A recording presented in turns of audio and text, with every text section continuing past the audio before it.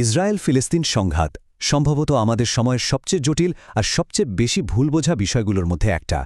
কিন্তু এই যে এত বিতর্ক, এত কোলাহল, এর সবকিছু যদি আমরা একটু সরিয়ে রাখি, তাহলে এর একেবারে কেন্দ্রে কি দেখতে পাব? চলুন আজ আমরা ঠিক এই কাজটাই করি। এই জটিল ধাঁধাটাকে ভেঙে একটা পরিষ্কার কাঠামোয় ফেলার চেষ্টা করি। আমরা সবাই জানি যে এই লড়াইটা ভূমি, পরিচয় আর নিরাপত্তা নিয়ে। কিন্তু এমন কি কোনো একটা মূল সত্যি আছে যা এ পুরো জটটাকে একবারে খুলে দিতে পারে? আজকের আলোচনায় আমরা ঠিক এই প্রশ্নটারই উত্তর খুঁজব।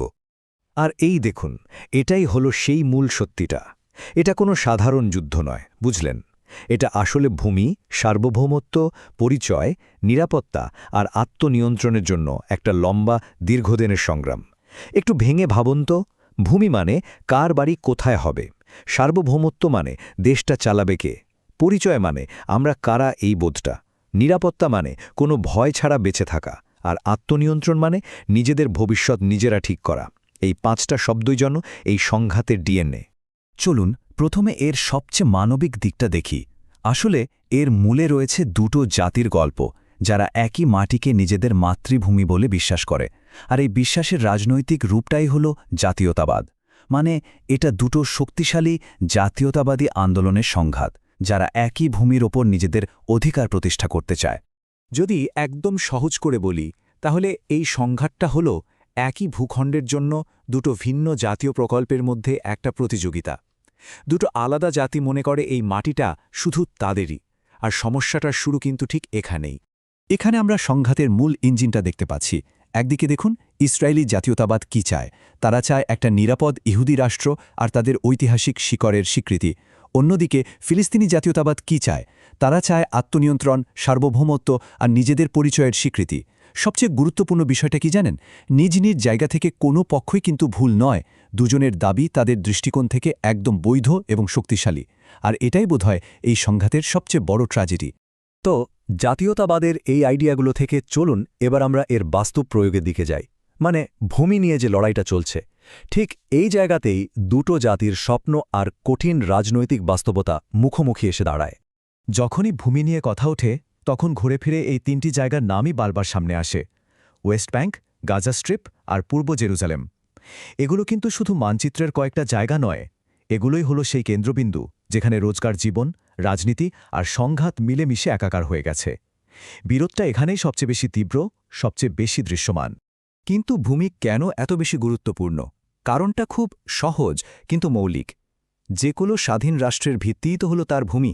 নির্দিষ্ট সীমানা, রাজনৈতিক নিয়ন্ত্রণ আর সার্বভৌম ক্ষমতা ছাড়া তো কোনো রাষ্ট্রই তৈরি হতে পারে না। আর দুই পক্ষই তো ঠিক এটাই চায়, একটা স্বাধীন রাষ্ট্র। তাই ভূমির নিয়ন্ত্রণটাই তাদের কাছে সবচেয়ে বড় বিষয়। আচ্ছা, আমরা জাতীয়তাবাদ আর ভূমি নিয়ে কথা বললাম, কিন্তু এমন কি জিনিস আছে যা এই দুটোকে এক ভয়ঙ্কর চক্রের মধ্যে আটকে রেখেছে? সেটাই হলো নিরাপত্তার সংকট, বা আমরা বলতে পারি এই সংঘাতের ভয়ের ইঞ্জিন। এই চক্রটা কিভাবে কাজ করে একটু দেখুন। শুরুটা হয় ভয় থেকে। এক পক্ষ নিজের নিরাপত্তার জন্য কোনো একটা পদক্ষেপ নেয়, কিন্তু অন্য পক্ষ সেই একই পদক্ষেপকে নিজেদের জন্য হুমকি বলে মনে করে। ফলে তারা এর জবাবে পাল্টা ব্যবস্থা নেয়।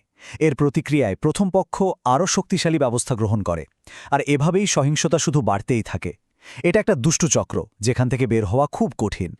রাষ্ট্রবিজ্ঞানে এই পরিস্থিতিকে বলা হয় সিকিউরিটি ডিলেমা। ক্লিন্ট জটিল, তাই না? কিন্তু ব্যাপারটা খুব সহজ। ধরুন আপনি নিজেকে সুরক্ষিত করতে একটা উঁচু দেয়াল তুললেন, কিন্তু আপনার প্রতিবেশী ভাবল আপনি হয়তো তাকে আক্রমণ করার জন্য প্রস্তুতি নিচ্ছেন, তাই সে আপনার চেয়েও উঁচু একটা দেয়াল তুলল। ফলাফল কি হল? কেউই কিন্তু আগের চেয়ে বেশি নিরাপদ বোধ করল না। মানে নিজের নিরাপত্তা বাড়াতে গিয়ে সবার নিরাপত্তাই আসলে কমে গেল। তাহলে সবচেয়ে জরুরি পয়েন্টটা কি দাঁড়ালো? পারস্পরিক ভয়। এই ভয়টাই আসলে সংঘাতটাকে টিকিয়ে রেখেছে। এক পক্ষের আত্মরক্ষার চেষ্টা অন্য পক্ষের কাছে আগ্রাসন বলে মনে হয়, আর এটাই এই ভয়ঙ্কর চক্রের মূল চালিকা শক্তি। আমরা তো সংঘাতের মূল কারণগুলো বুঝলাম। এবার চলুন সেই নির্দিষ্ট সমস্যাগুলোর দিকে তাকাই, যেগুলোর সমাধান না করতে পারলে কোনো শান্তি চুক্তিই আসলে সম্ভব নয়। এগুলোই হলো আলোচনার টেবিলের সবচেয়ে কঠিন প্রশ্ন। এই যে দেখুন, শান্তির পথে 6টা সবচেয়ে বড় বাধা: সীমানা, কে কতটুকু জায়গা পাবে; ইসরায়েলি বসতি, যা ধীরে ধীরে মানচিত্র বদলে দিচ্ছে; ফিলিস্তিনি শরণার্থী, যাদের ফিরে আসার অধিকার নিয়ে দশকের পর দশক ধরে প্রশ্ন; জেরুজালেমের স্ট্যাটাস, যা উভয়ের কাছেই পবিত্র, নিরাপত্তা ব্যবস্থা, অস্ত্র আর সেনা নিয়ন্ত্রণ করবে কে, এবং সবশেষে পারস্পরিক স্বীকৃতি, একে অপরের অস্তিত্ব এবং রাষ্ট্রকে মেনে নেওয়া। এর যে কোনো একটার সমাধান না হলে পুরো শান্তি প্রক্রিয়াটাই কিন্তু ভেঙে পড়তে পারে। এখানে একটা খুব সাধারণ প্রশ্ন সবার মনেই আসে, এই লড়াইটা কি তাহলে শুধুই ধর্ম নিয়ে? অনেকেই তো এমনটাই মনে করেন। এর সোজাসাপটা উত্তর হল না। এটি মূলত একটি রাজনৈতিক এবং ভূখণ্ডগত সংঘাত। হ্যাঁ, এটা ঠিক যে ধর্মীয় প্রতীক আর আবেগ এখানে খুব গুরুত্বপূর্ণ ভূমিকা পালন করে, কিন্তু এর মূল চালিকা শক্তি হল ভূমি আর রাজনৈতিক ক্ষমতা, কোনো ধর্মীয় যুদ্ধ নয়। তো আমরা সমস্যার জটিলতাগুলো নিয়ে অনেক কথা বললাম, কিন্তু সমাধানের পাজলটা জুড়তে ঠিক কি লাগবে? একটা স্থায়ী শান্তির জন্য কোন উপাদানগুলো একদম অপরিহার্য? চলুন এবার সেই সূত্রটা খোঁজার চেষ্টা করি। তাহলে শান্তির জন্য ঠিক কি প্রয়োজন? দেখুন, বিশৃঙ্খলার যেমন কিছু নিয়ম আছে, তেমন শান্তিরও কিছু আবশ্যকীয় শর্ত রয়েছে। আমাদের সোর্স ম্যাটেরিয়াল এটিকে একটি সূত্রের মতোই দেখিয়েছে। আর এই 4টি স্তম্ভই হল সেই সূত্র। 1. নিরাপত্তা, শুধু আমার একার জন্য নয়, সবার জন্য। 2. স্বীকৃতি, তুমি আছো, আমিও আছি, আর আমাদের দুজনেরই এখানে থাকার অধিকার আছে। 3. সীমানা, কোথায় আমার দেশ শেষ আর তোমারটা শুরু হচ্ছে তার একটা স্পষ্ট ধারণা। এবং 4, যেটা হয়তো সবচেয়ে গুরুত্বপূর্ণ, বিশ্বাস। এই বিশ্বাস ছাড়া বাকি 3টা স্তম্ভই কিন্তু বালির ঘরের মতো ভেঙে পড়বে।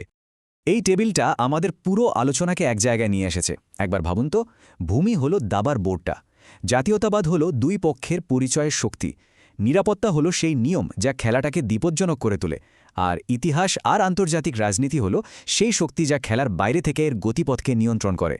এই ফ্রেমওয়ার্কটা যদি মাথায় থাকে, তাহলে এই সংঘাত নিয়ে যে কোনো খবর বা আলোচনা আপনারা আরও গভীরভাবে বুঝতে পারবেন।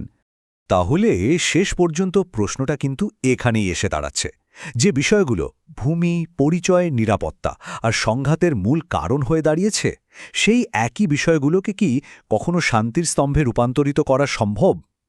এই প্রশ্নটাই আমাদের ভবিষ্যতের দিকে তাকিয়ে নতুন করে ভাবতে বাধ্য করে।